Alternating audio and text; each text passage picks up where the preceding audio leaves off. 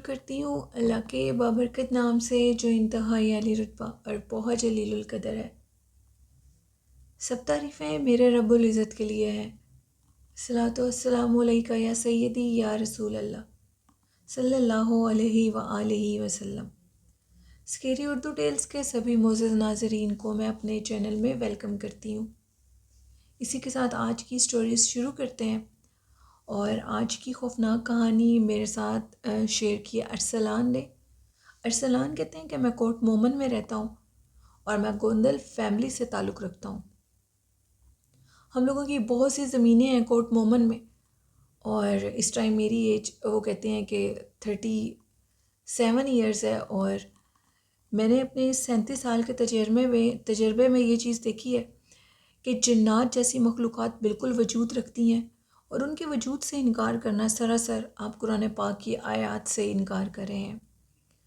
کہتے ہیں کہ ہم لوگوں کی جو زمینیں ہیں وہاں پر اسپیشلی جو گنے کی زمین ہے جہاں پر گنے وغیرہ کو بویا ہوا ہے، اس جگہ پر وہ کہتے ہیں کہ آج سے نہیں کئی سالوں سے جنات کا گزر بسر ہے، وہاں پر جنات رہتے ہیں، باقاعدہ طور پر نظر آتے ہیں۔ ایون کہ جب ہمارے گنے کی کٹائی کی وہ موسم ہوتا ہے تو اس موسم میں وہ باقاعدہ طور پر ہمارے نوکروں کے ساتھ کام بھی کرواتے ہیں، اور ایک دفعہ تو انہوں نے میرے دادا ابو سے باقاعدہ طور پر اپنی مزدوری بھی لی تھی۔ ہوا کچھ اس طرح کہ ہم لوگوں کا ایک مزیرہ، یعنی ارسلان کہتے ہیں کہ ان کی لینگویج میں مزیرہ کہتے ہیں، اور عام لوگ اس کو یعنی نوکر کہتے ہیں۔ تو ہم لوگوں کا ایک مزیرہ تھا جو کہ رات کے ٹائم کام کر رہا تھا۔ کام یہ کر رہا تھا کہ وہ ہم لوگوں کا جو ڈیرا تھا ادھر کمرے کی صفائی وغیرہ کر رہا تھا۔ میرے دادا ابو نے ادھر آ کر اس دن سونا تھا، کیونکہ دادا ابو زیادہ تر لاہور میں رہتے تھے۔ انہوں نے بتایا کہ اس کی بیوی اور وہ دونوں میاں بیوی اب ڈیرے کی صفائی کر رہے تھے، اور ڈیرے کی صفائی کے دوران وہ کہتے ہیں کہ اچانک سے ان کو گنے کی جو فصل تھی اس کے اندر سے عجیب و غریب آوازیں آنے لگیں۔ کہتے ہیں کہ ہمیں یہ تو نہیں پتہ تھا کہ وہ 14ویں کی رات تھی، ہاں ہمیں یہ ضرور پتہ تھا کہ چاند کی 12، 13 سے 14 کے درمیانی راتیں ہیں، اور ان راتوں کے اندر کہا جاتا ہے کہ جنات اپنے جوبن پر ہوتے ہیں اور وہ باقاعدہ طور پر نظر آتے ہیں۔ انہوں نے بتایا کہ ہم نے وہاں پر جنات کو دیکھا، اور جنات کیا تھے کہ ہمیں پہلے تو عجیب و غریب فصلوں میں سے آوازیں آئیں۔ جیسی فصلوں کے اندر سے عجیب سی آوازیں آئیں تو ان آوازوں کے بعد ہم نے ان آوازوں کا تعاقب کرنا چاہا۔ جیسے ہی ہم گنے کی فصل کے قریب گئے تو ہمیں ایک عورت نظر آئی جس کا چہرہ انتہائی خوفناک تھا۔ اس کا چہرہ اس کے بالوں کے ساتھ فل کور تھا، اور ہم لوگوں کا وہ نوکر بتاتا تھا دادا ابو کو کہ وہ بالکل جھکی ہوئی تھی، ہاتھوں اور پیروں کے بل چل رہی تھی، اور چلتے چلتے بڑی تیزی سے وہ ہماری طرف آ رہی تھی۔ اور وہ کہتے ہیں کہ وہ منظر اتنا وحشت ناک تھا کہ ہم میاں بیوی اپنے بچوں کے لیے اپنی جان بچاتے ہوئے وہاں سے بھاگ نکلے، یہاں تک کہ ڈیرے کے کمرے کھلے کے کھلے رہ گئے اور وہ وہاں سے بھاگ گئے۔ انہوں نے بتایا کہ ادھر جنات تھے، اور جنات ادھر اپنا آپ دکھاتے تھے۔ یہ تو دادا ابو کے مزیرے کے ساتھ واقعہ پیش آیا۔ دوسرا واقعہ وہ کہتے ہیں ارسلان کہتے ہیں کہ میرے ساتھ پیش آیا۔ میرے ساتھ یہ واقعہ پیش آیا کہ میں اپنے ڈیرے پہ رات کے ٹائم اکیلے بیٹھا ہوا تھا، نوکر وغیرہ ادھر ادھر اٹھ کر کام وغیرہ کر رہے تھے، گرمیوں کا موسم تھا اور 11 بجے کا ٹائم تھا، اور میرے جو باقی دوست تھے وہ میرے پاس سے تھوڑی دیر پہلے ہی اٹھ کر گئے تھے۔ ہوا کچھ اس طرح کہ میں جیسے ہی اکیلا بیٹھا ہوں تو جس درخت کے نیچے میری چارپائی تھی اوپر سے کسی نے پتھر پھینکا۔ میں نے اوپر سے دیکھا تو کوئی بھی نہیں تھا، پتھر دوبارہ نیچے گرا، میں نے پھر اوپر سے دیکھا تو اوپر کوئی نہیں تھا۔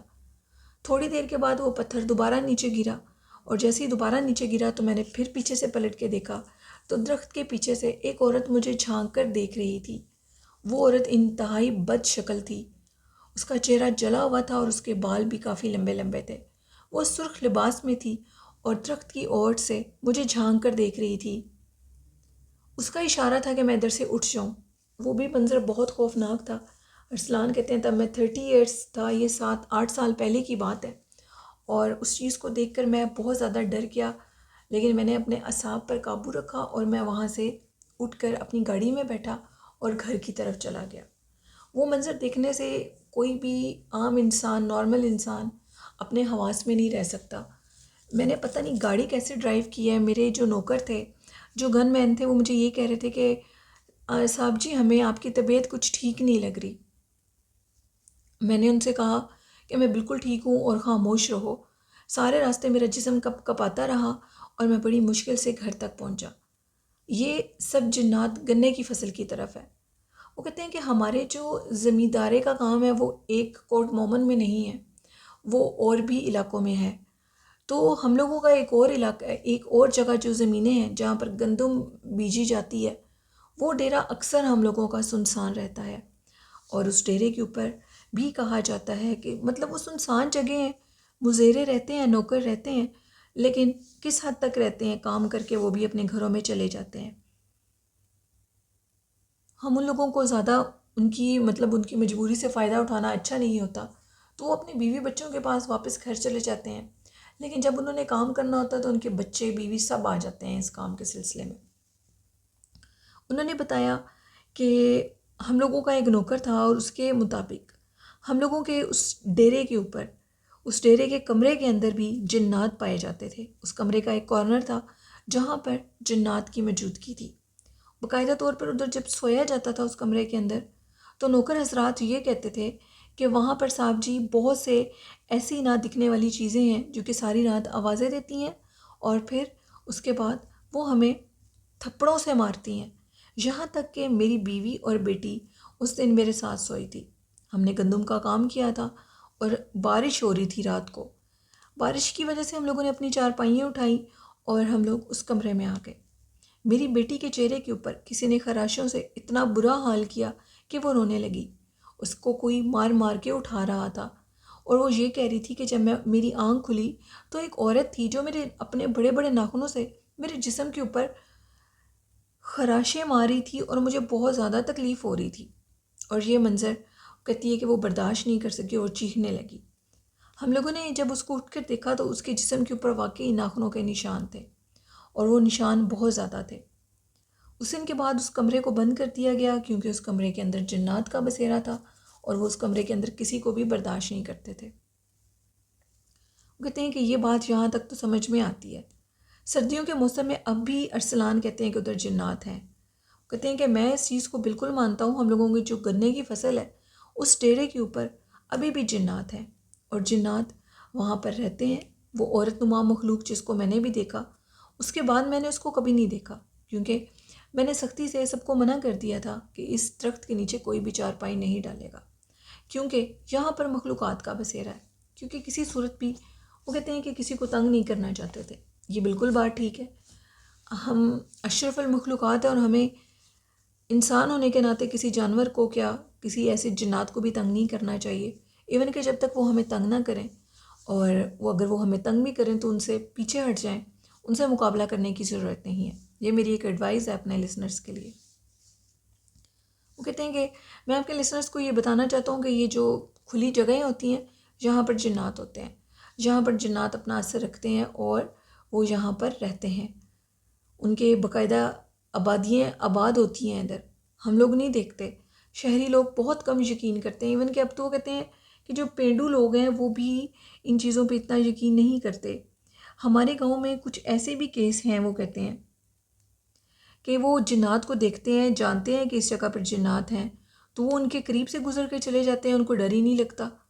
کہتے ہیں کہ اتنے بزرگ حضرات بھی میں نے دیکھے ہیں جو جانتے ہیں کہ اس جگہ پر جنات ہے لیکن ان کو ڈر نہیں لگتا۔ شاید وہ اپنی عمر کا ایک تہائی حصہ گزار چکے ہوتے ہیں، ان کو خوف ہی نہیں آتا ان چیزوں سے، لیکن ہم جیسے لوگ ڈر جاتے ہیں۔ ارسلان کہتے ہیں کہ میری شادی نہیں ہوئی اور اب تک جو میری شادی نہیں ہوئی اس میں بھی کہا جاتا ہے کہ کچھ جادو اور اسیب کا اثر ہے۔ میری امی نے جب میرے متعلق حساب کروایا تو اس میں یہ آیا کہ اس کے اوپر جنات کا اثر ہے جس کی وجہ سے وہ اس کی شادی نہیں ہونے دے رہے۔ میری امی اس چیز کو لے کر اکثر بہت پریشان ہوتی ہیں۔ وہ کہتے ہیں کہ اکثر آپ کے لسنرز شاید اس چیز کو یقین نہیں کریں گے، میرا شادی کرنے کو دل بھی نہیں کرتا۔ کچھ ایسی مخلوقات ہیں میرے اوپر جو مجھے شادی نہیں کرنے دیتی، اور باقاعدہ طور پر مجھے ڈراتی ہیں. میں جب بھی کوئی سٹیپ لیتا ہوں شادی کے متعلق تو وہ مخلوقات میرے سامنے آنے لگتی ہیں. میری امی ابو یہ چاہتے ہیں کہ میرا گھر آباد ہو، میری شادی ہو، لیکن کچھ لوگ جادو کہہ دیتے ہیں اور کچھ لوگ یہ کہہ دیتے ہیں کہ ڈیری کی مخلوقات آپ کے بیٹے ارسلان کے اوپر حاوی ہو چکی ہیں. اب میری شادی ایک معمہ بن کر رہ چکی ہے. کوئی بھی میری شادی کی کوشش کرتا ہے تو ان کے اوپر عجیب و غریب اثرات ہونے لگتے ہیں. یا تو کوئی بیمار ہو جاتا ہے یا کچھ ایسا ہوتا ہے جس کی وجہ سے شادی کا جو بھی کام ہوتا ہے، کوئی رشتہ ہوتا ہے، وہ ڈیلے ہو جاتا ہے، یا میری طرف سے انکار ہو جاتا ہے، یا رشتے والے اتنے بیزی ہو جاتے ہیں کہ وہ ہمارے گھر آ ہی نہیں پاتے. اس طرح کے بہت سے کام ہوتے ہیں. اور کچھ بزرگ حضرات نے یہاں تک کہہ دیا کہ یہ اس لیے ایسے ہوتا ہے کہ تمہارے اوپر ایک چڑیل عاشق ہو چکی ہے اور وہ چڑیل تمہیں کبھی کسی اور کا نہیں ہونے دے گی. لیکن آج تک اس ایک مخلوق کے بعد میں نے کبھی کسی مخلوق کو دوبارہ نہیں دیکھا. نہ ہی مجھے کبھی ڈر لگا ہے اور نہ ہی کبھی کچھ سوتے ہوئے مجھے کوئی ایسی چیزیں نظر آتی ہیں. کہا جاتا ہے نارملی کہ ایسی چیزیں اگر اوپر ہوں تو وہ نظر آتی ہیں. یہ کہانی تھی ارسلان کی جو کہ انہوں نے کوٹ مومن سے شیئر کی. بہت شکریہ ارسلان اپنی اسٹوری شیئر کرنے کے لیے. بڑھتے ہیں آج کی لاسٹ خوفناک کہانی کی طرف.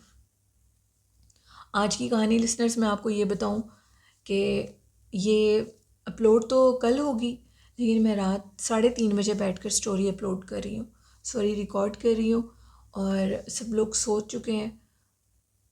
مجھے بہت زیادہ ڈر بھی لگ رہا ہے اکیلے. لیکن میں اس ٹائم پر اکثر اس روم میں تو نہیں لیکن اپنے لیونگ روم میں ہوتی ہوں، تہجد وغیرہ کی نماز پڑھتی ہوں. لیکن مجھے اس روم میں بہت ڈر لگتا ہے کیونکہ اس کا جو ونڈو ہے وہ ٹیرس کی طرف کھلتی ہے اور بہت ڈر لگتا ہے. اکثر لسنرز میں آپ کو یہ بتانا چاہتی ہوں، جب بھی میں لیٹ نائٹ سٹوری ریکارڈ کرتی ہوں تو اچانک سے جو ہم لوگوں کا ٹیرس ہے ادھر کچھ نہ کچھ آوازیں ضرور آتی ہیں. ہم لوگوں کے ٹیرس کے کارنر کے اوپر بھی جنات کا بسیرا ہے. ایک دفعہ میں اکیلی ٹیرس پہ بیٹھی ہوئی تھی اور بالکل یہ میرا وہم نہیں ہے، میں سردیوں کے موسم میں ٹیرس پہ بیٹھی تھی اکیلی اور ہوا وغیرہ بھی نہیں چل رہی تھی، بالکل ہر چیز سائلنٹ تھی. تو ٹیرس کے اوپر جو پلانٹس پڑے ہیں ان میں سے ایک پلانٹ کے اوپر کسی نے اس کے جو پتا تھا اس کے اوپر اتنے زور سے ہاتھ مارا جیسے کوئی تھپڑ مارتا ہے اور یہ بتانا چاہتا ہے کہ وہ ادھر موجود ہے اور تم ادھر سے چلی جاؤ. تو میں نے بھی پھر ادھر میں نہیں رکی، میں نے آیت الکرسی پڑھی، درود شریف پڑھا اور وہاں سے اٹھ کر آ گئی. شام کا ٹائم تھا، 7:30 بجے سے 8 بجے کے درمیان. تو یہ واقعہ میں نے خود اپنی آنکھوں سے دیکھا ہے، ادھر موجود تھے. تو یہ میرے ساتھ ایک واقعہ یہ پیش آیا اور کچھ دن پہلے کی بات ہے. میں اسی روم میں بیٹھی اسٹوری ریکارڈ کر رہی تھی تو ٹیرس کے مجھے نظر آ رہا تھا کرٹن ہٹے ہوئے تھے. میں نے کیا دیکھا کہ اچانک سے اسٹوری سناتے سناتے ٹیرس کے اوپر کسی نے اتنے زور سے کوئی چیز پھینکی. رات کے ٹائم اکثر مجھے ریکارڈنگ میں 1:30 سے 2 بجے کے درمیان کرتی ہوں، آج میں کافی لیٹ ہو گئی ہوں. تو میں نے محسوس کیا کہ کوئی ٹیرس کے اوپر ہے اور میں نے جلدی سے اپنی اسٹوری کو ختم کیا اور میں سونے کے لیے چلی گئی. مجھے ڈر لگ رہا تھا بہت. مجھے اکثر اکیلے میں ڈر لگتا ہے، میں بھی اکیلے نہیں رہ سکتی. تو بڑھتے ہیں آج کی لاسٹ خوفناک کہانی کی طرف. یہ خوفناک کہانی میرے ساتھ شیئر کی ہے سمی نے.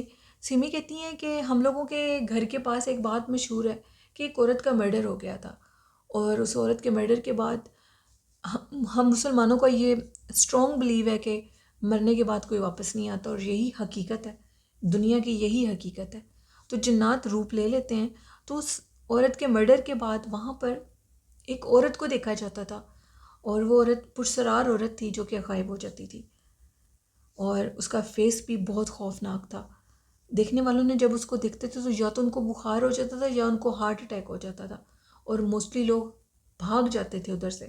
مرد حضرات بہت اللہ نے ان کو طاقت دی ہوتی ہے لیکن وہ بھی اس کا چہرہ برداشت نہیں کر سکتے تھے.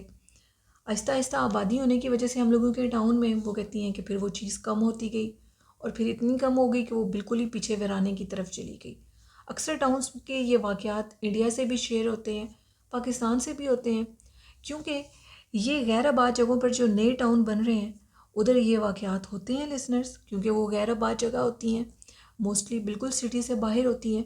تو یہ چیزیں ادھر ہوتی ہیں، ان کی یہ جگہیں ہوتی ہیں، ہم ان کی جگہوں پہ گھر بنا رہے ہیں. تو تو پھر آبادی ہونے کے ساتھ ساتھ وہ چیزیں پیچھے کی طرف چلی جاتی ہیں۔ سیمی نے اور بھی سٹوری بتائی ہے، لیکن اس ٹائم میں لیٹ نائٹ ان کی سٹوری زیادہ شیئر نہیں کروں گی۔ کل انشاءاللہ تعالیٰ آپ کے ساتھ شیئر کروں گی جب سب کل جاگ رہے ہوں گے ساتھ والے روم میں، تو مجھے بھی اب ڈر لگ رہا ہے۔ اور باقی سیمی کی سٹوری انشاءاللہ کل آپ کے ساتھ ضرور شیئر ہوگی۔